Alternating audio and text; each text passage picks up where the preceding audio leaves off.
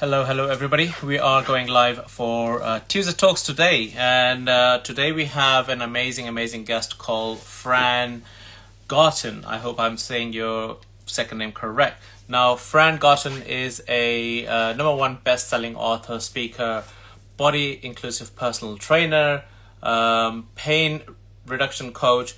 She's teaching people to live pain-free, teaching them to identify their triggers, reduce stress, and so much more. Now, Fran is here to add laughter and fun to your life. Let's get Fran on and hear her story. Hi, Fran. How are you doing? I'm good. How are you? I am wonderful. Thank you very much for joining Tuesday Talks. Thanks for having me. I'm excited to be here. Thank you very much. I've done a short introduction for you already, but you're the best person to expand onto it and fill it in and let us know more. So let us know, the audience who are listening to this now or watching as well, who you are, what you do, and the biggest question of all is, why do you do it, Fran? Okay, well, I'm Fran, and I'm here in Canada, actually. Ontario, Canada is where I am, and it's a beautiful sunny day here. We're at like 30 degrees Celsius, which is awesome, considering it's September. I am, like you mentioned, I am a pain reduction coach. I am a body inclusive personal trainer, and I'm a fibromyalgia warrior. And so what I do basically is I help people reduce stress. I help people minimize their pain. I help people learn to love movement and to redefine what movement means for them. I don't like the word exercise. I think when we use that word, many people go, "Ooh, I don't know. I don't know. I don't do that. I don't like that." And so I like the word movement because it feels very flowy to me and very freeing. And it has different connotations in people's minds. So I use the word movement for people, and the whole body inclusive aspect of that is I we don't focus on weight loss. We don't focus on the number on the scale or the size that you wear. We focus on being healthy and happy and moving the body in the ways that it feels good. So that's what I do in a nutshell. That's actually very interesting, and thank you for sharing that as well. To hear that, not using the word exercise, which a lot of people use, and yeah, 100%. Exercise has a different connotations to it, right? And sometimes you're happy, yeah, okay, I will do it, but majority of the time, no. We Hmm. know it's a challenge. Yeah. It's there. So, I mean, what got you into it, and why you're doing changing lives with this now with for others? Yeah. Um, I went through a period, 4-month period actually, which was in 2011, and I had a lot of stress at work. I was an adult educator at the time with the school board, and I had a lot of external stress, work stress, because um, you sometimes can't control things at work. And we take that on, I think, and we don't necessarily know how to deal with the stress that's attached to it. So that's what I was doing, and I was getting pain in my body, and I had blurry vision and headaches and nausea, and I just thought I had vision problems. Maybe I needed glasses or something. And then one morning, I went into work, and I turned on the lights in the classroom, and I couldn't see anything because my vision was gone. And so the vision came back in one eye, but it stayed gone in the other eye for 4 months, and I had a migraine, and I was in bed. Like I don't even now, as much as I talk about it and I go on podcasts and do lives with people, and I wrote a chapter about it in a book. Even now, when I think back to that time, I don't remember a lot of that 4-month period at all because I was very medicated. I was very ill. They didn't know what was going on. And so it's a very blurred part of my life. It seems like someone else lived it. When I talk about it, it doesn't feel Mm. like it's my life. And then after that and recovering, getting my vision back, I started making some changes in my life. And then I got diagnosed with fibromyalgia. And for many years, I went through what we call a pain recovery cycle. So you just, you kind of live. I'm gonna for me, at the height of my pain, I was at a 15 out of 10. Okay. Then Wow. when I got my diagnosis and I kind of took things into my own hands and was taking some medication, I was at an 8 out of 10, which I thought was fantastic, Hmm. which it is in comparison. But now I live at 0. Like, I don't have pain. And I exercise and I teach fitness classes and I coach my clients and I do all these things and I'm active, but I don't have the pain that I used to have. So, coming back to your question, why do I do what I do? Because I don't feel that anybody should live with pain. There's no there there are many reasons why people have pain, and there are many things we can do to reduce pain and even eliminate pain. But there's also the aspect that we have to consider what is causing the pain, because it's not just physical. There's emotional things attached to it.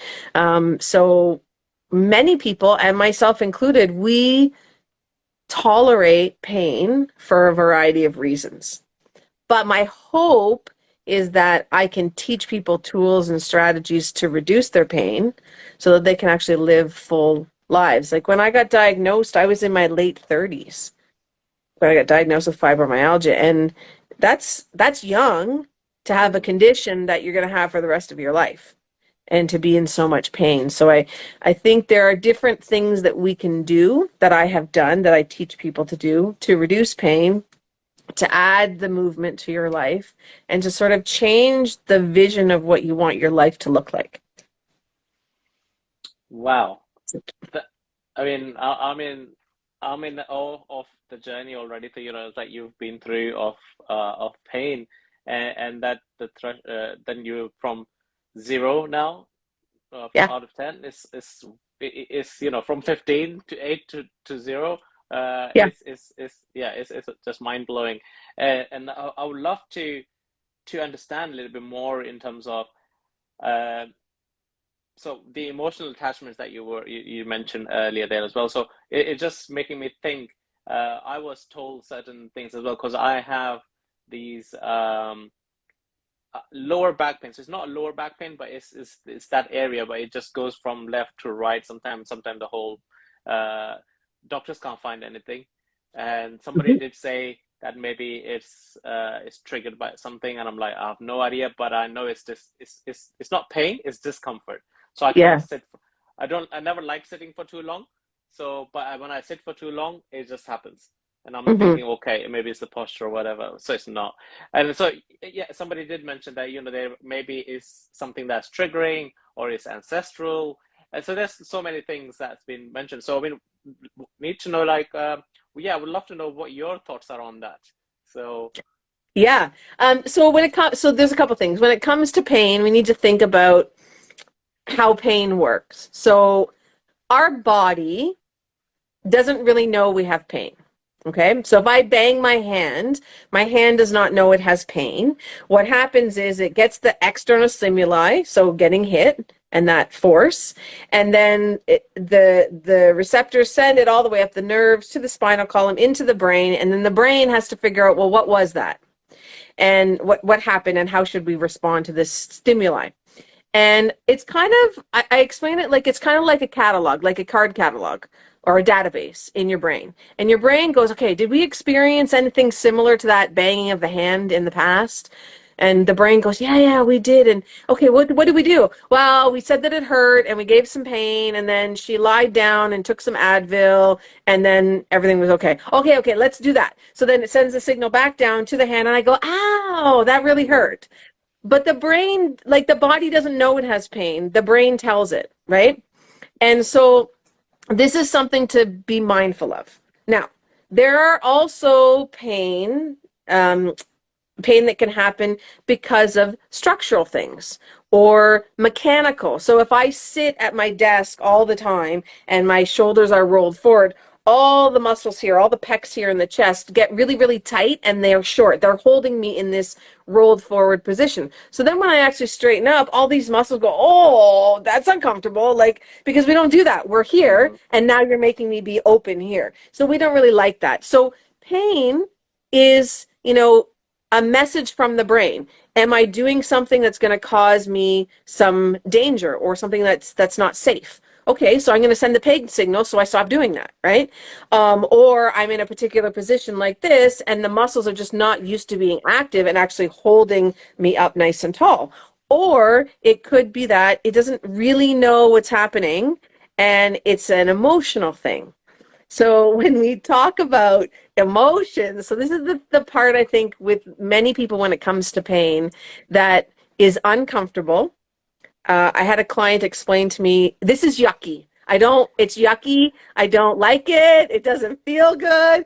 Because the thing with the emotional part, as you were mentioning, right, is that we seem to be told or taught indirectly that we should suppress our emotions, especially if they're negative, right? Mm-hmm. And by suppressing them, we're not actually, like, think about them like energy. If I have emotion and I'm sad, if I cry and release the emotion, then I'm releasing that energy, right? And I'm releasing these negative feelings that are attached to this emotion.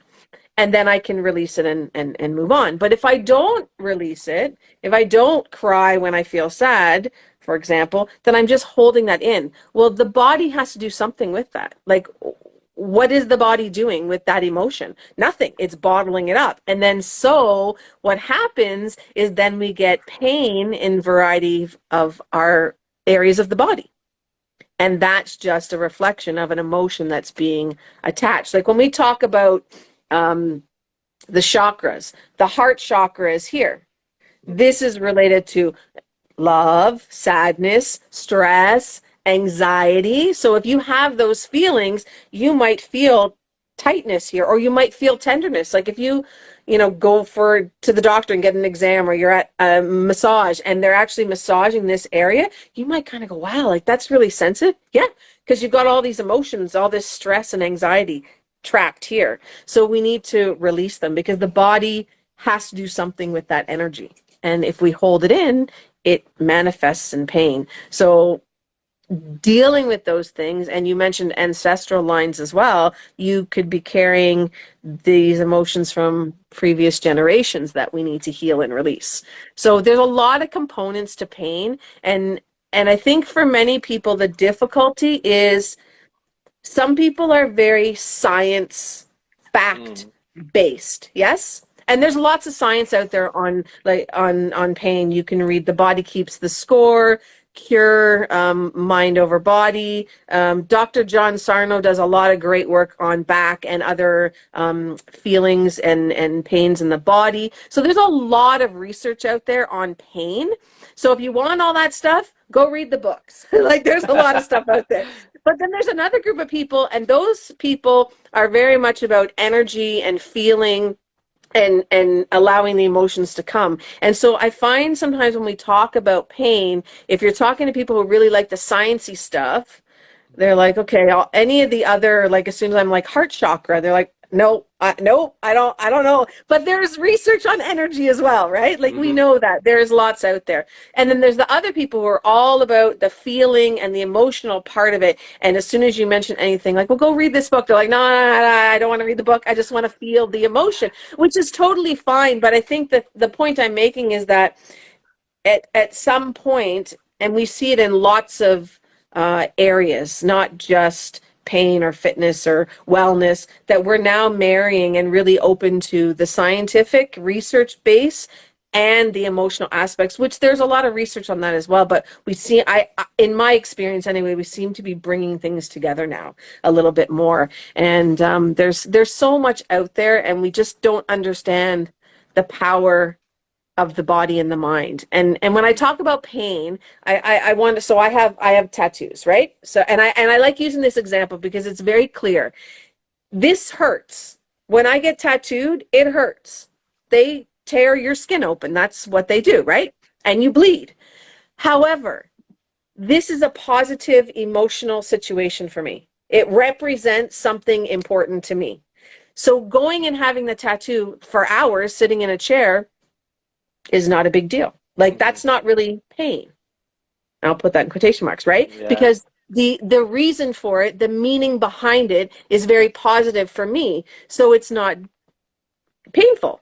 But if I bang my hand, then I'm like, oh my God, like, oh man, that really hurts. Really, in comparison, like if I were to judge them, my tattoo, yeah, it was uncomfortable, but I sat there for like 4 hours. But that banging my hand, oh man, like I couldn't do anything for the rest of the day. Like, so it seems a little bit interesting when you think about it in that sense, because the tattooing is far more invasive and painful than banging my hand. But my response to them are different. So then I feel them differently. And that's a brain thing, right? That's I not a love body that. thing. Yeah, I love that example, and it's actually great because I've got a tattoo as well myself on my right arm, and as you said, yeah, it was a good pain. As I put it myself, it's a good pain. Yeah, I was there for a couple of hours, and it literally being punctured through, and and you come out, you are in pain, but you're not feeling it. You are going about your day, doing everything, and you're wrapped up in cling film and all that cream up and everything so that it stops bleeding and Mhm. heals.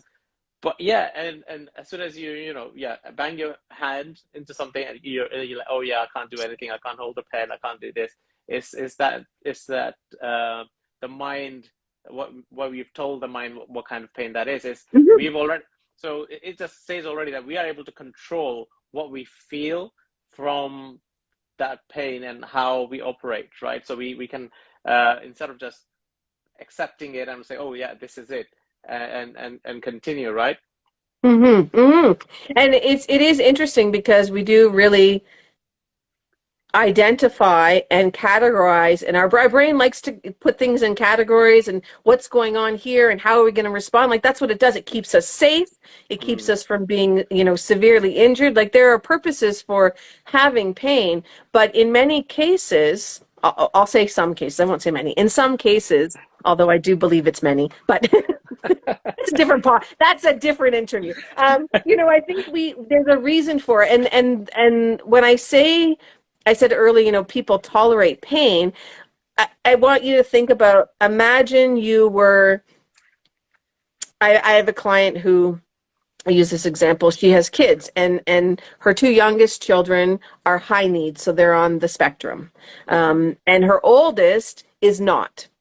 And so when the two younger ones came along, the parents had to put all of their energy into these two because they had higher needs. The older child didn't get as much attention. She wasn't neglected, but she didn't get all the attention because the other kids needed it, right? Yeah. So for her, as an example, maybe having pain is a way that she gets the attention and love from her caregivers. Mm-hmm. Mm-hmm. So yeah, when she bangs her hand, she's going to be like, "Oh, like it really hurt. Like I can't do anything." Right? Because then the parents or the caregivers will be like, "Okay, what can I do for you? How can I help you? Come and they're caring for her because she doesn't always get that. So the pain that we tolerate and that we allow to stay in our lives is because we're getting some kind of benefit from it.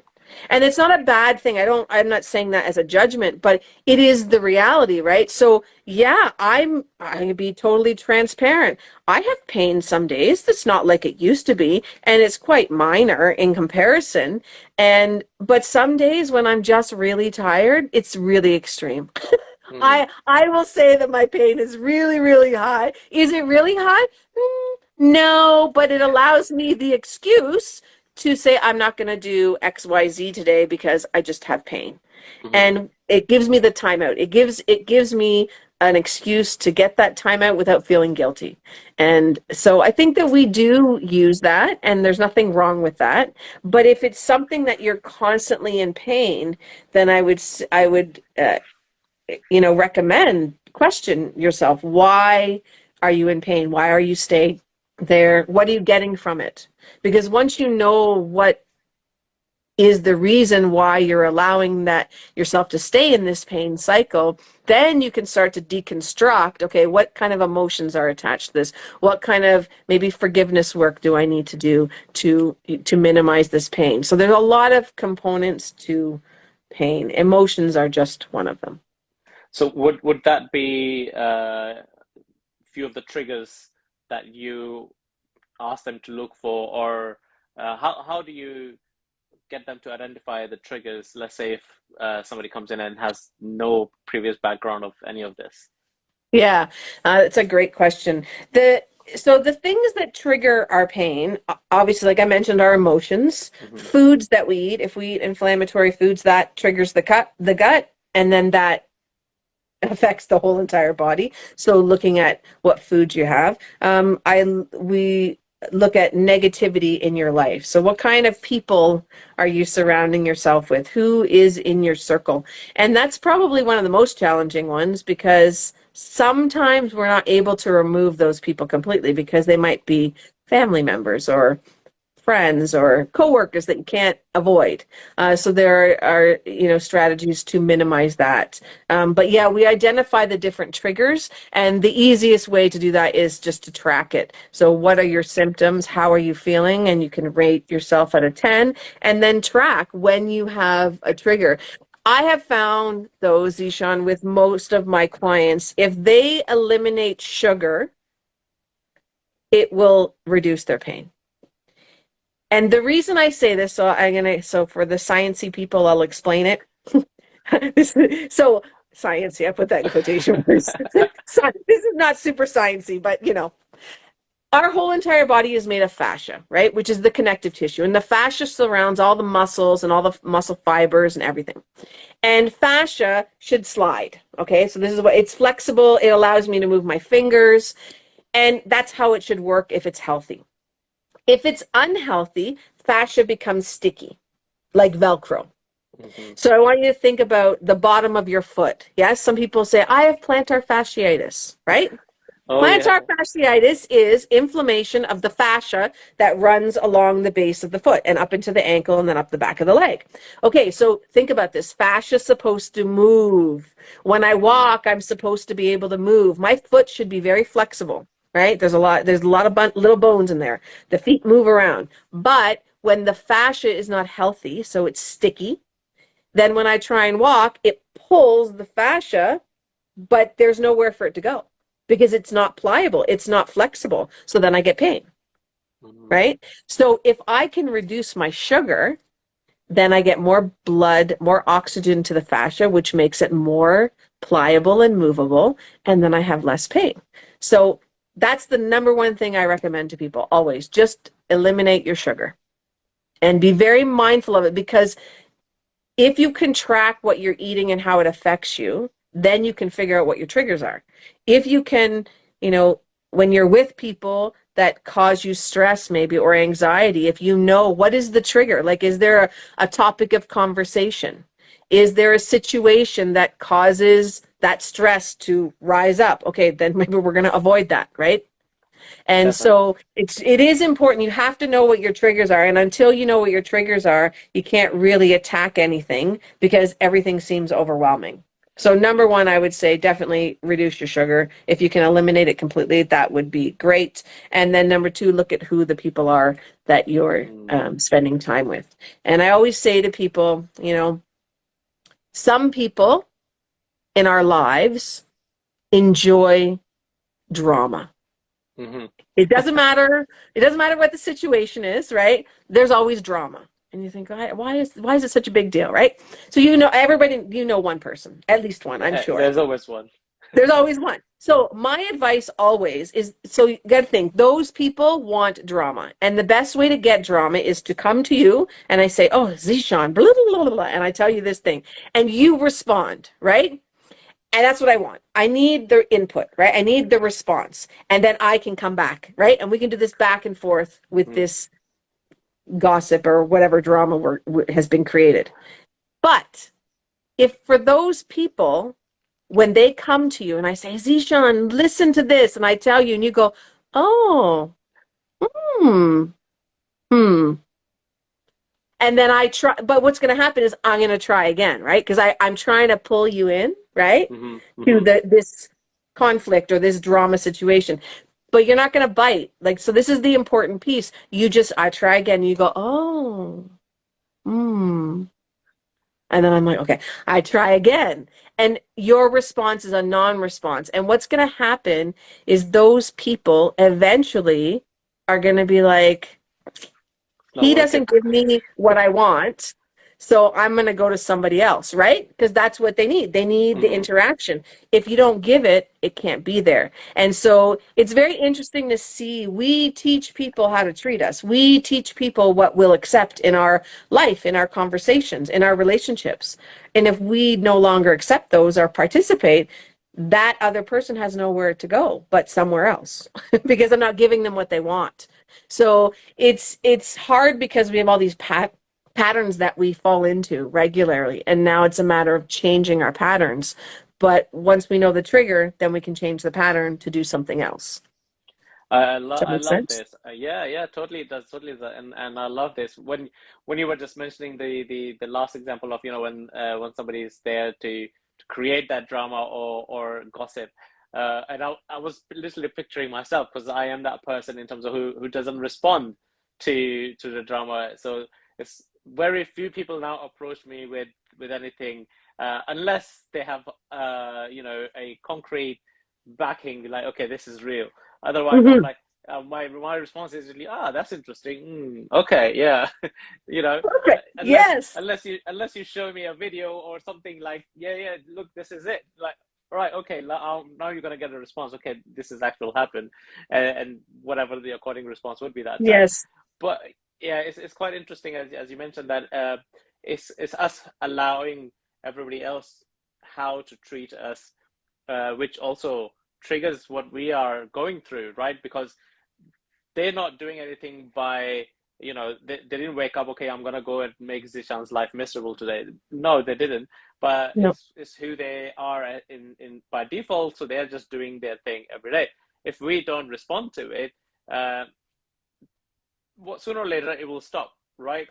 And you don't have to actually do anything, because a lot of time when we say to, oh yeah, you need to hang out with people which are positive for you and cut out the people which are negative, so you don't need to do any drastic measures from it, like, yeah, go cold turkey and cut them off. You can just stop responding to the actions that they do around you which make you uncomfortable or which are not approved by you, and which means Mm-hmm. you are slowly creating that barrier in front of you, right? You're creating your boundary and making them, Mm-hmm. subconsciously making them aware of that boundary, right? Okay, yeah, great, you should love to share these things with me. Great, you like to do this thing with me, but hang on a minute, I'm not interested in these things anymore. So Mm-hmm. I'm not going to respond. So, or I will just generally acknowledge it, and then it won't go any further.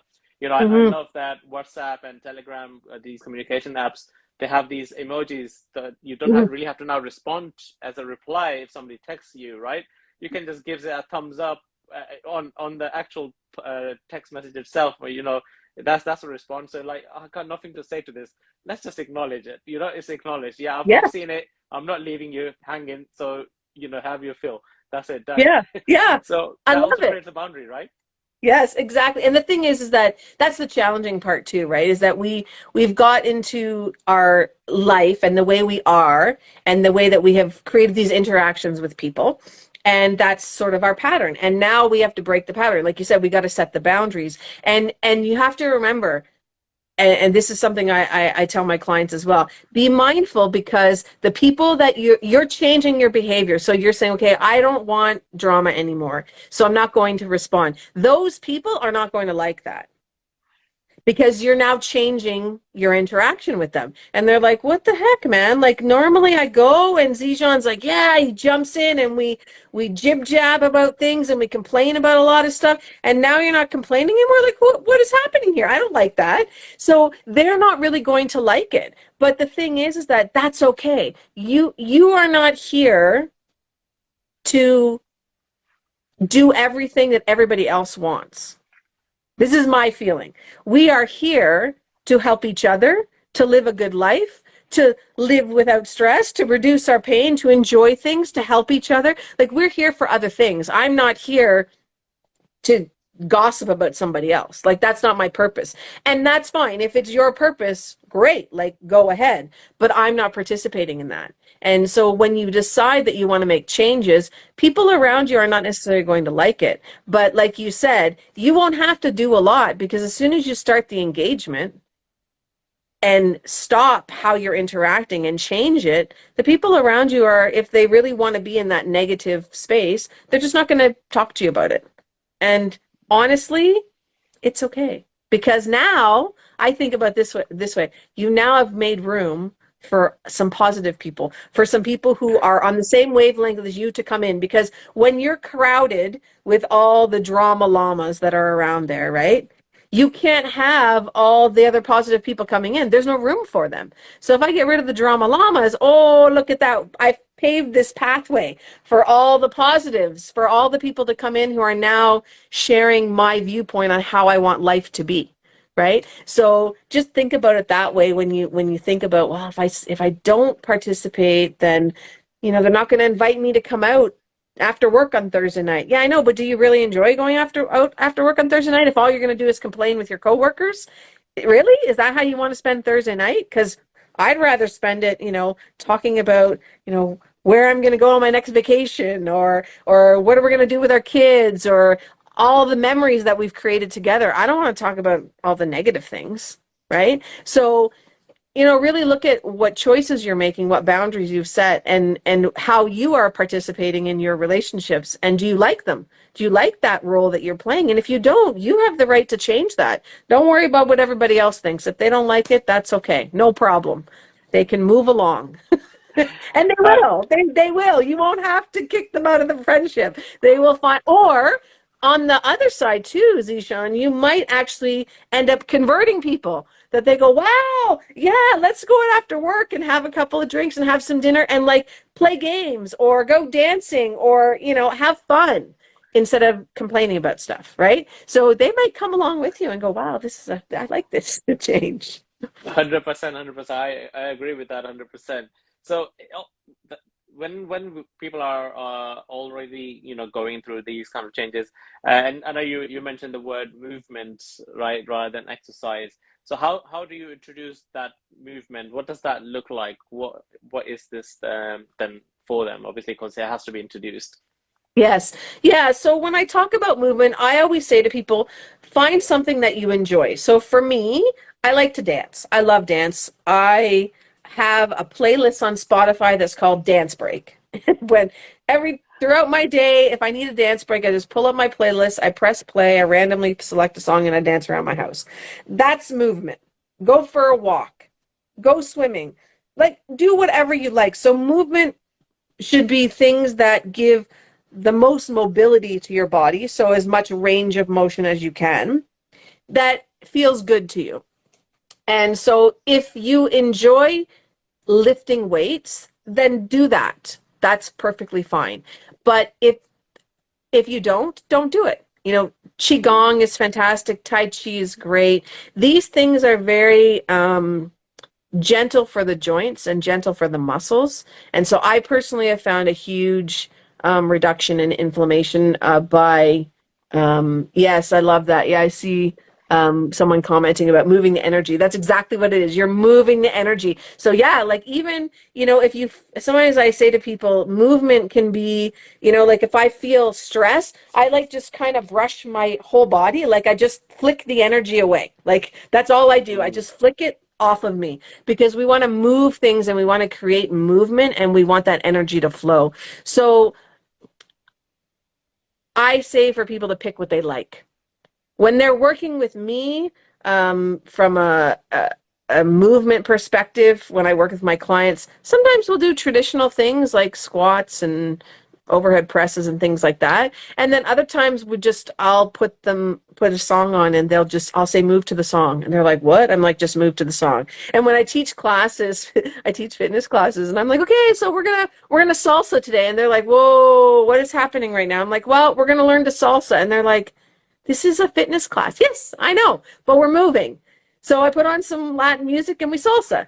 And it changes the way that you think about things because you're doing something different and your brain has to work because it has to teach your feet to move in a certain way and listen to the music and and so you're focusing in a different way, but you're having fun. And then you actually go, oh, wow, I learned how to do a salsa step. Like, that's kind of cool. And so then we just start, let's salsa. And everyone goes, okay, let's do that. So it's just kind of the idea of flowing and moving the energy, if that makes sense. But just move. That's all. I move. I don't care what it looks like. It doesn't have to be hard. You don't have to be like dying at the end of it. It doesn't have to be for an hour. It can be 3 minutes, 2 minutes, whatever you want.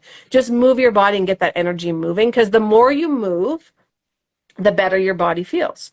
And if you have pain, you have pain because there's inflammation. There's not as much movement in your joint. So we need to increase that. So find the things that you like. So my go-to is always dancing. Always. I love that actually. And when you're mentioning, doing salsa or any sort of dancing, people like me who struggle with dancing a lot. So I always say I've got two left feet, very non-rhythmic. So it's a case of, if you are doing this in that way, you are obviously learning to dance, which means you're also growing. So your brain is growing as well. So your mind is learning to read the signals that you're trying to understand. At this beat, you need to do this left foot, right foot, forward, backward, left, right, and all that signals, because you're consciously looking at it to the point when it becomes natural and you don't have to think about it because your brain's already putting that signals out straight away, right? Mm-hmm. Mm-hmm. My go-to is walking. I walk a lot, so I can walk about 5 miles in a day. So Yes. takes me about 2 to 3 hours, and I can definitely do 5 miles Mm-hmm. around my neighborhood. Exactly, when I'm feeling stressful, when I am exhausted, and I think just go out for a walk. An hour maximum is great. Yeah, if I feel like a quick one, 30 minutes, 15 minutes is great. What it does is also calms your mind, and is giving that movement. As you said, you need that movement. So you are walking. So you pretty much, most of your parts of your body are moving, right? Because Mm-hmm. you are walking. We're designed to walk anyway. Everywhere Yes. we're supposed to be walking. So and by walking, you are pretty much done most of the exercise patterns that people use in the gyms and everything, because it's a lot of muscles being moved Yes. in that movement, right? And now, yeah, those are different things. If you want to do squats, you want to bend and all that stuff, that can be included in there as well. If you want to stretch, Mm-hmm. you wait somewhere and then you start to stretch. Runners usually do. I don't. I'm not a runner, so I don't do that. There is a science behind running as well, in terms of why is good, but at the same time it's bad as well, because we are, as humans, we're not designed to run. We are designed to walk. I've read some science where there's been people running for a long time and they ended up having back problems and heel problems, because Mm-hmm. we are hitting the floor every time, no matter how cushiony your shoes are, how much foam you have, you still are giving that nerve a jolt every time when you're running. Mm-hmm. So Yeah. walking is for me, yeah. Hmm. Yeah, and the thing is, but the whole point, and you said it exactly, it's about moving the body. It's about moving the body and moving all the parts of the body. So it doesn't have to be, even if you want to dance, you don't have to be good at it. When I teach my participants to salsa, some of them are like, this is not what you're doing. And I'm like, it's all good. I don't care. Like I always say, my golden rule is move your hands and legs and all the parts of the body. That's it. That's the Mm, golden rule. I don't care what it looks like. I used to teach a class and there was a woman and we would do where it was traditional exercises, but it was a lot of coordination and opposite sides of the body. And she, every time we did this one particular movement, she just couldn't do it. And there was always music playing. And so anytime we got to, she goes, okay, it's my dancing time. And I'm like, and she's just dancing around. She goes, you said the rule, move your hands and legs and feet, right? I'm like, yes. She goes, that's what I'm doing. And so while we did that exercise, she danced and she just danced around. And actually what happened was some of the other people were like, that looks like more fun than this. So that particular movement became the code now in class to where it's freestyle dance time. And so it just kind of became this big joke. And that's how it was. Okay, freestyle dancing. And that's what we did for like, a minute. And so it's just about getting the movement in there and enjoying it while you do it, because you're doing something to make your body happy. I love that. Thank you very much for sharing all this journey and the examples of how you're helping all these people out there. So if somebody wants to get in touch with you, how can they get in touch with you? I know they can reach out to you via this Instagram that we are on now. Yep. Any other places you are on?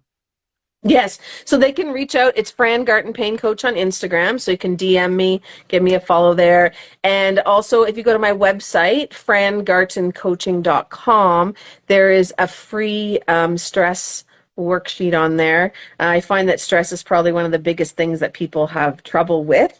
And so there's a quiz and a worksheet on identifying your triggers and then how to deal with those triggers. So that's a free download on my website as well. But yeah, follow me on Insta. I'm around. I'm happy to interact with people, help people live pain-free. Lovely. That's great. I mean, everybody who's been watching and listening to this, definitely follow Fran. You're doing an amazing job. You're required because everybody's in pain for one or another reason anyway. So it's needed there. And definitely listening to you now, I'm going to be paying more attention to my pain that I mentioned earlier, to see why it's there, and because it comes and goes and nobody's able to find anything, right? I wonder So if it's your, sorry, Zijan, I know we're going to wrap up. I wonder if it's stress. So, and the reason I say that is because my right low back, when I feel stress, I get pain there. It's my 100%. stress spot. So everybody has a stress spot. So maybe it's your stress spot. Who knows?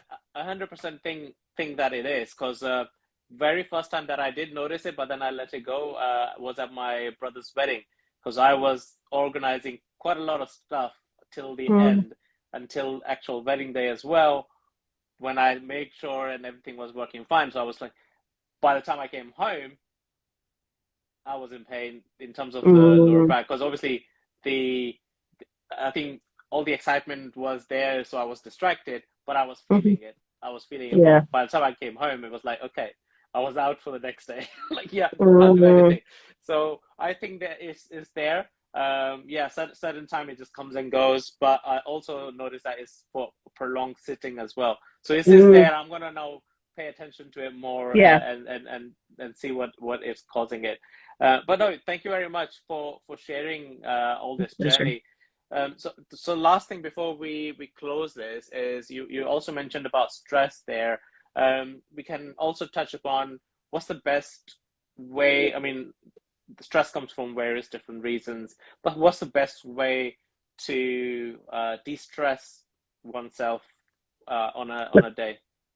You know, that you can recommend. That's a hard question. Okay, so I'm going to say two things that I would say for people. Number one is breathe.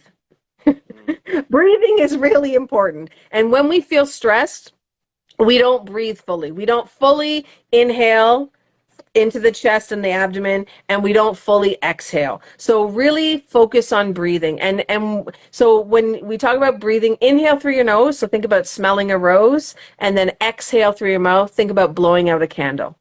And so just focus on the breath. So it should be audible as well. So I'm going to inhale and exhale. So actually have it with a little bit of purpose. And so even if you spend a minute a day just focusing on your breath and breathing, inhale through your nose, exhale through the mouth. And if you feel stress, just take a minute and breathe. Because when we're stressed, we're not thinking, right? We're in sort of sometimes in a panic or reactive mode. So breathing is really, really important. The second thing, which is what I teach my clients, is, and I don't mean to simplify anything, but I do like things that are very simple. There are really two kinds of stress: external stress and internal stress. External stress and stressors are things that you can't control. So everybody else, my boss, schedules at the airport, this interview is an external stressor for me. Okay, because I can just come and do my best, but I can't control whether you thought it was a good interview. I can't control the viewers, whether they enjoyed it. All I can do is control what I bring to your listeners and your viewers. So you guys are super important, but you're not a stressor that I can control. You're external stressors. Internal stressors are the ones I control. My thoughts, my actions, my responses, my words, my choices. So if you can look at stress in those two categories, and if you look at, okay, Zishan causes me stress today. Okay, you're an external stressor. You should be off the list. It should not even be anything that I worry about because I cannot control it. So when we're thinking about our stress and what's causing us stress, think about it. Is it internal or external? Do you have control over it or don't you? Because if you don't, there really is nothing you can do about it. Like COVID is a perfect example, right? Mm-hmm. I don't know how crazy it was where you were, but I have no control over COVID, like at all. All I can do is wear a mask, protect myself, make good choices. Right? I take care of my food, make sure I'm hydrated and I sleep. Like I can take care of me, but I can't take care of anybody else. I can't take care of the government making rules and Mm-hmm. changing the rules. Or if I can't travel, I have no control over whether I can travel or not. That's out of my control. So for me to get stressed about it is kind of wasted energy, if that makes sense. So I would say to people, really look at your stressors and are they controllable or not?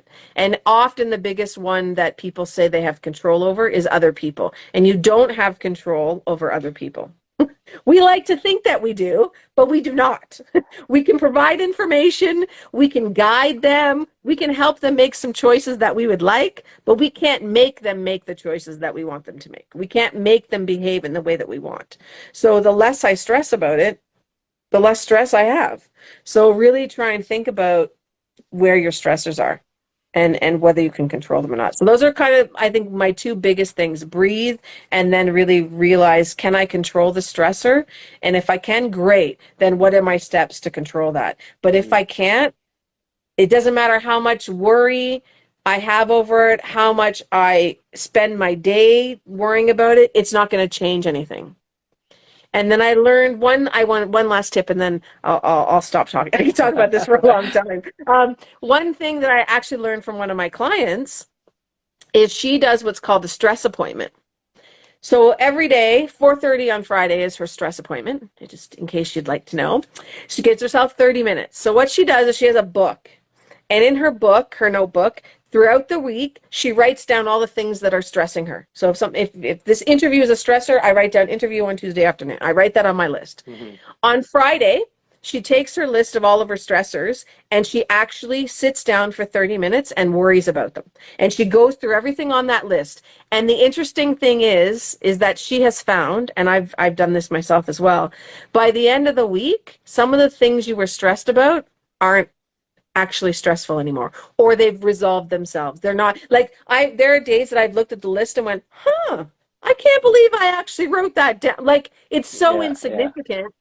And I'm like, oh, I don't have to stress about that. Okay, I cross it off.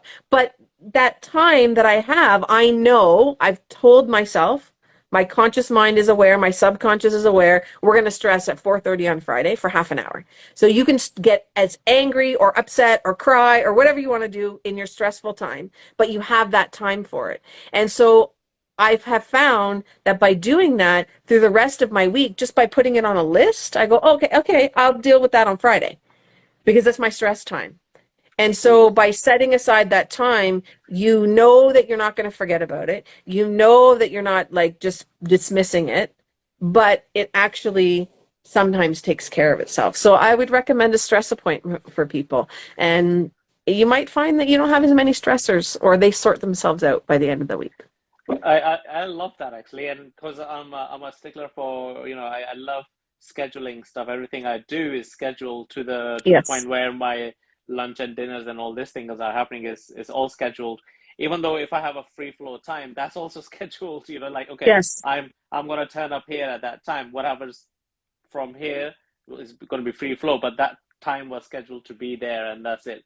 And so it does de-stress a lot of stuff already because you have scheduled for certain things to do there, right? So and it does helps. Thank you very much. Anybody who's been watching this and listening to this, it's going to be turned into a podcast but later on in the year.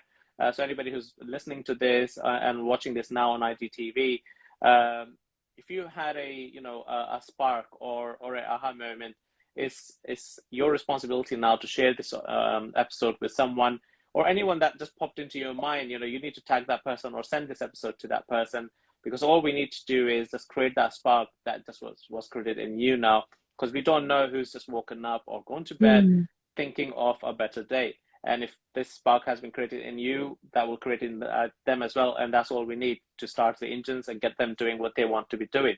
On that note, you know, just going to ask you, what would you like to share as a wrap up as we wrap this up? So what would you like to share to last? Yes, you have the power to control and change your life. And you need to decide what you want that life to look like. And there's nobody that's holding you back from it except for you. That's it. I love that. Thank you very much. That is amazing. Fran, thank you very much for being here and for your time. Everybody else, we will see you next Tuesday as well. Bye bye. Yeah.